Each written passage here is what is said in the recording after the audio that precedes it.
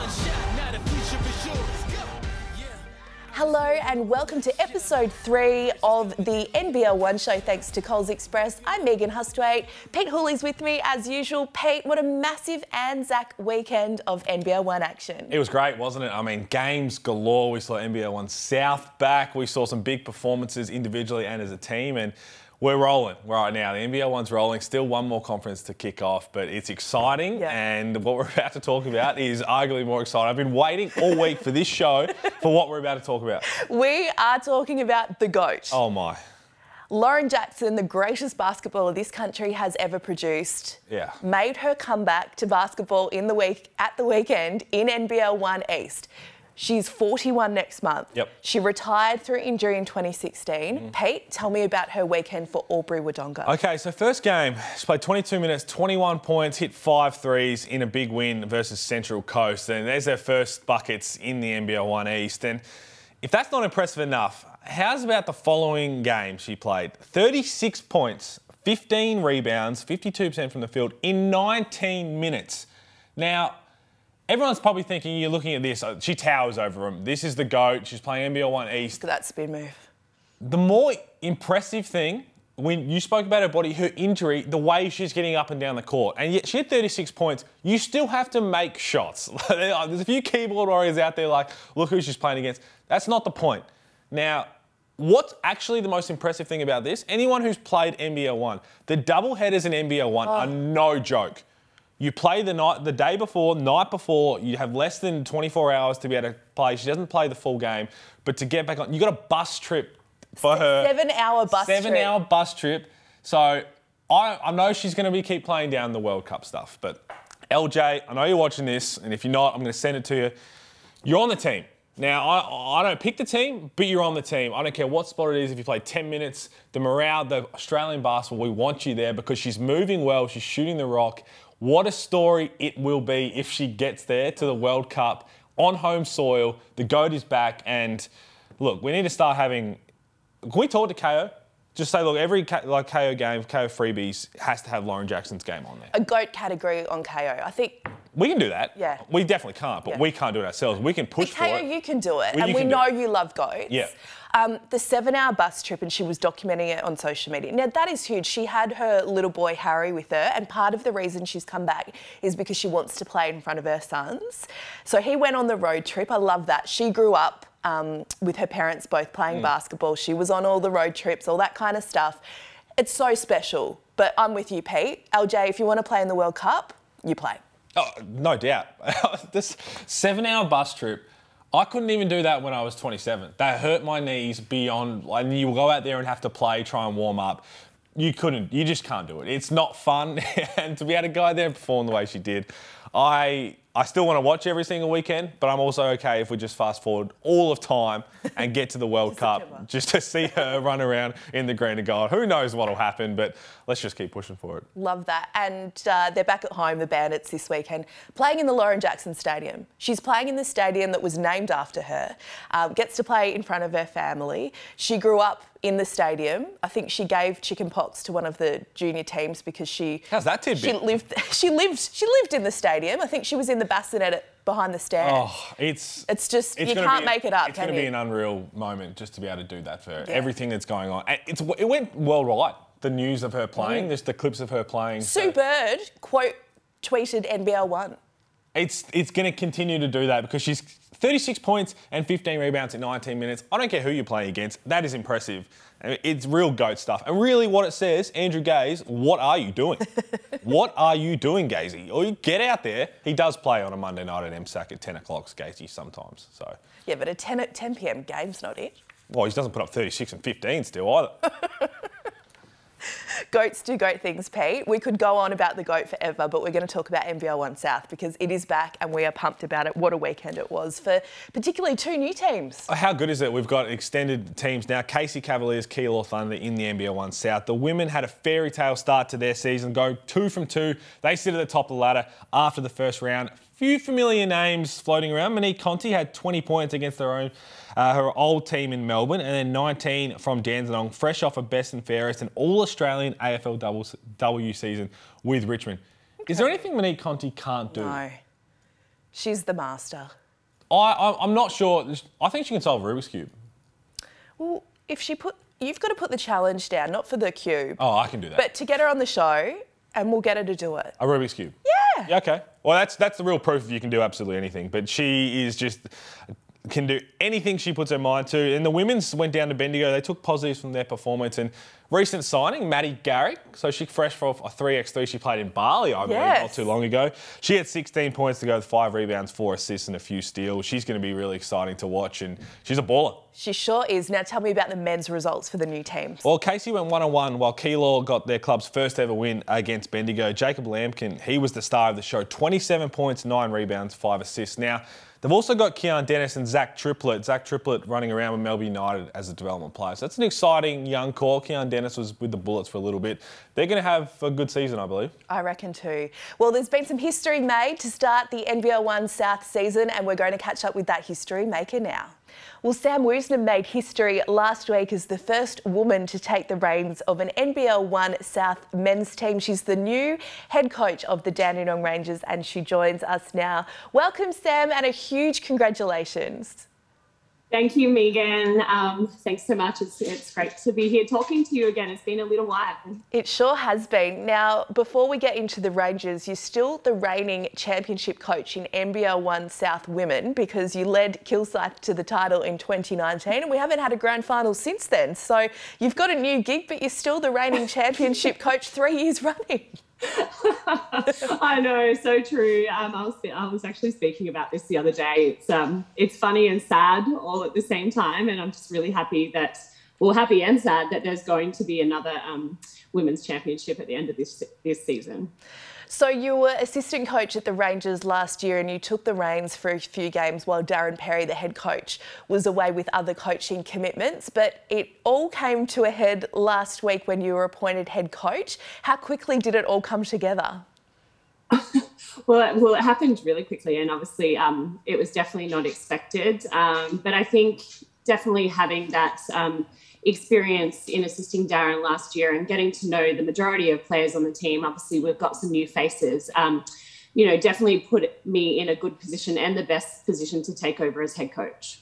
What did it mean to get the role? I know you've sort of made a bit of a conscious move into men's coaching. What was it like to get that news, even though it was very last minute? Yeah, it was last minute. And, obviously I would have liked to get a head coaching role under different circumstances, but it is what it is, and I needed to take this opportunity. I definitely did take a risk in deciding that I wanted to go down the path of coaching men after being quite successful on the women's side of things, but this has probably happened a little faster than I expected, but I'm definitely ready for it and really excited. Given that you were part of the program as assistant coach last season, how important is that, given that you had a few days lead into round one as head coach? Yeah, look, definitely important. I know the system that Darren had implemented and I have an existing relationship with most of the players and a really good rapport. So, as we move on, I'll probably put in some of my own systems and own style of play. But right now, it's just really about, continuing on what we've already built on in the preseason and just putting the players in the best position that they can to succeed. Well, it was a 1-1 start to the season for you guys at the weekend. What did you take out of round one? Well, it was a rough start for the first game. I think I can't even remember the scoreline in the first quarter, but we were down by a fair bit. But, it really was a test of character for our team.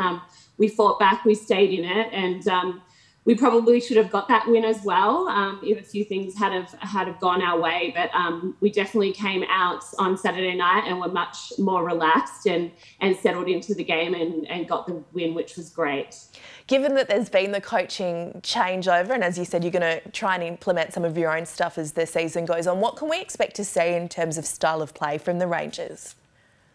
Well, we've got some really talented athletes. We're quite young. So right now, we're just focusing on being switched on for the full 40 minutes. We kind of go through these lapses and we just have to limit the amount of times that we're not so good during the game. So for this team, as I said, we've got some very talented athletes. It's just all about staying switched on for 40 minutes and the big focus on effort.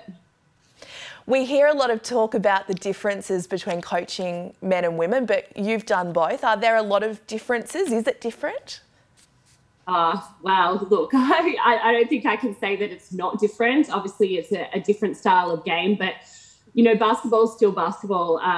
From a coaching perspective, I'm still seeing the game the same way, regardless of if that's a women's or a men's competition. So I think it's just the little bit of difference in style is something that I need to adjust to. But overall, it's basketball. We've seen Fleur McIntyre go from playing and coaching in the State League in WA to now being an assistant coach at the Sydney Kings in the NBL, heading into a finals series. Have you taken some motivation, inspiration from her coaching journey, and how important is it that we continue to see women coaching senior men?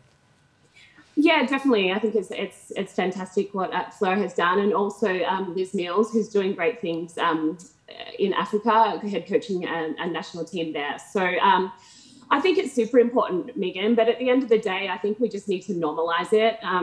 You know, we're not having these conversations about our male counterparts coaching women's teams. So whilst it's great to be a head coach of a men's program, I just think that we should be recognised for our coaching ability and our overall basketball ability, and just make it normal that women, you know, are getting more of these positions in the future. Well, just on that, today the UC Caps have announced in the WNBL that Kristen Veal is their new head coach, which is great news. Familiar to NBL1 as well with the COE, and I guess that's another great example of promoting women into head coaching roles regardless of the team they're coaching, Sam.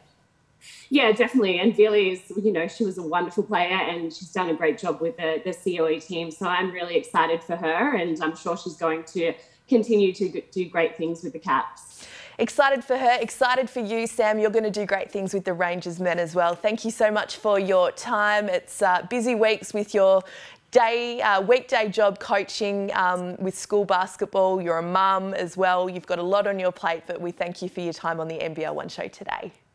Thanks so much, Megan, and thanks for your support as always.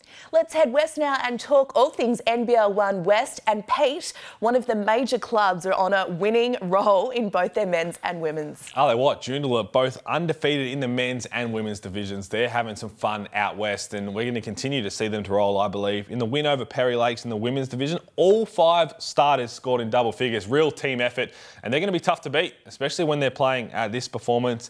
The men also played the Hawks. They got a win over the reigning champs. Anytime you can beat the reigning champs at any moment in the season, you feel good about yourself. Now, we've seen a lot of player movement, haven't we, heading into this NBL1 season across all the conferences, but within conferences too. And Julian Pasada is one of those, and he had a huge game in his new colours. Yeah, former Goldfield star. He had 29 points and 9 rebounds. And I tell you what, he's going to have a really big season. And NBL1 West is starting to heat up early, so I'm looking forward to seeing how it plays out. Well, speaking of NBL1 West, some more history made and records broken. Let's catch up with that history maker now. Casey Mihovilovich is the new games record holder all-time in SBL and NBL1 West with 513 games. And she joins us now. Congratulations, Casey. Thanks, Megan. How does it feel to set this new record?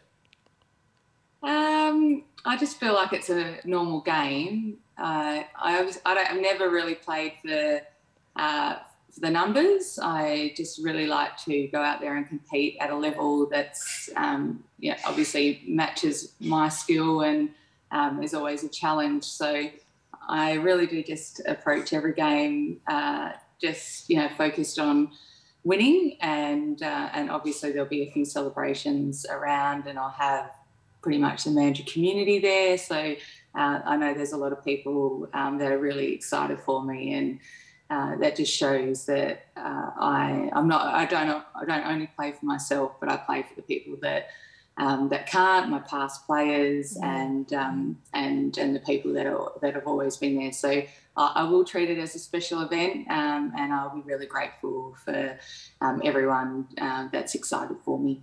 So the current record is 512 games, which is held by Troy Clark and Sue Williams. So you break it this weekend with game 513. And as you said, it's really a collective effort, I guess, with everyone that's been on your basketball journey and personal journey for you to get to this point.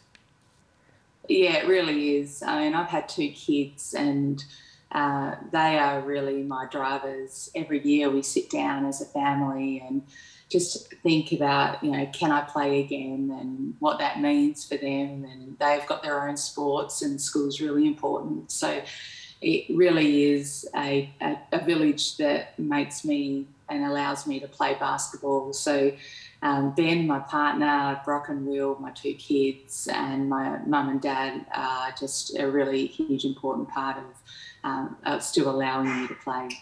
We were talking about the GOAT, Lauren Jackson, who made her return to basketball in NBL1 East at the weekend. She's 40 years old, the same as you, and she's got 2 boys. And part of her comeback was to play in front of her kids. And you know what that's like. How special is it to play in front of your children? Oh, it's really special. My youngest is nearly 10, and he is so excited, and he's our biggest supporter. Everyone always talks about how loud he is on the court, and I really do love that. And Brock, who's my oldest, he's 13, and he always is there and wants to come early to the game when I go. So they really do love me playing. You've been a one-club player your entire career, which is just an incredible achievement in itself. What is it that you love about your club? It really is a community. Mandurah is the best place in the world to live, work and play. So why wouldn't I play? I wouldn't play anywhere else, because it is just so amazing. But I often, I used to get offers to go and play to other clubs, but the one thing I used to do, and I don't think it really, not many people do it these days, is I always thought, what would the team look like without me? And every time I got put in a position where I was made other offers, I'd often think, okay, what would the team look like? And I could just never leave. It's really, loyalty is really important to me, and I need to make sure that I practice what I preach. And so, yeah, I've never left, and I'm so grateful that I've been able to play all my games. Look, there's times where I'm 40, so there's times probably where people were thinking, oh my God, she's too old, let the other young girls play. But, everyone has an opportunity to play in front of me. But, that hasn't happened yet, and I'll keep playing for as long as I'm competing and significantly contributing to the team. Well, it's hard to think of a Magic team without you after so long. What would it mean to be part of a championship team at the Magic? It's been the one thing that's eluded you throughout this incredible career. Yeah, it has. Making 6 grand finals and losing it, being minor premiers. We've had a really successful women's program, but I often think when I look around, and even at the time when we've lost those grand finals, we really are winners. We develop girls not only for basketball but for their own careers, and to be really good people and really good contributors to the community. So I've never really thought that we've lost. I always feel I'm so proud of this women's program. For the people that we have built, and then they've gone away and done amazing things with their lives. So it's not all about basketball when you look at success. But look, a grand final would be amazing. But if I walk away and I don't win one, I know that I've won just in the success that we've brought from every girl and the program so far. Well, it's been a hot start to a campaign for a grand final berth for the Magic. You're undefeated to start this season. What's been so pleasing about the start to the year? Oh, look, the games haven't been pretty, but we always say we're not looking for perfection at the start. It's just we've still got 2 girls to come in. They're finishing their Europe season and they're in their finals. So we're really going to be looking forward for them to come and then to be able to build our core group and know how we all play. So, look, Carly Bogue has come off a WNBL season and she's fit, and that has made a huge difference to us. And then we've had one of our imports, Alex. She arrived 2 weeks ago. So yeah, we're going to get better. We haven't lost a game yet, but again, they haven't been pretty. So we've got a lot of work still to do, and we just know that at the end of the season we've got to be we should have progressed a long way to getting that championship and winning. Well, Casey, you're so loyal, passionate, dedicated about your club, and that's obviously been the keys to your incredible career, record-breaking career this weekend. Will you play as long as you have those attributes? Yeah, look, I have said this is my last year. There's a bit of stuff I want to do with my own career, work-wise, and it is, I do, to be able to play and to do anything in my life, I do it properly, and so that involves a lot of extra work and a lot of extra training. So I'll see how we go. At the start, I was really definite this is my last year. But as the season's progressed, it is always a lot of fun. I love the girls, and we have a really great coach in Vlad, and his trainings are just so intense and competitive, and just really interesting, and that keeps me going. So I don't know. I don't know what it looks like at the end of the season. But look, again, we'll have a discussion with the family, and we'll just see what happens. Well, you're enjoying it, and that's the main thing. It's been a delight to talk to you and listen to your career, and your incredible dedication and loyalty has got you to a record-breaking milestone. So congratulations on that, and hopefully you can celebrate in the best possible way this weekend with all of those people who have been part of the journey. Thanks, Megan. Time to talk NBL1 Central now, and North Adelaide's quest for back-to-back titles is on. Well, they beat the Southern Tigers, and that's the man they're trying to go in with back-to-back. And it'll be a tough season to be able to do that. Anytime you try and go back-to-back, it's going to be tough. And then on Anzac Day, they beat the minor premiers Sturt 90-73. Just a nice little convincing weekend for them in NBL1 Central. Now, we love a player that comes off the bench and packs a punch. Who was that player at the weekend, Pete? Riley Harop started. He had 18 off the bench in game 1, 11 off the bench in game 2. So there's a little sixth man of the year trying to come in and have that big impact. Well, there were two female players we talked about all season long last year when it came to NBL1 Central, the Splash Sisters. They're back in business for South Adelaide. Splash Sisters, I'm not sure if we've got that to stick yet, but it will. Olivia Levicki, she's married now. Congratulations to her. And Splash Spencer added again. They had 95 points between them on the weekend. So fun to watch, and they just know exactly where each other are on the court. They work so well in tandem, and they're always a tough duo to stop, but especially when they're scoring the rock the way they do. And they're sort of got a bit of pep in their step, haven't they? Because they had a heartbreaking loss in the prelim last year, so they've got a point to prove. The Splash Sisters in South Adelaide this year. Well, they do, and look, I'm not sure we've actually had a Splash Sisters. We've obviously got, everyone knows the Splash Brothers, Splash Bros. So I'm okay with this sticking. So we'll go with the Splash Sisters. We'll set a couple of challenges for them, and as we said, they're so fun to watch when they go out there, and I think they'll be in for a good year. It's a good hashtag too. Yeah, let's roll with it.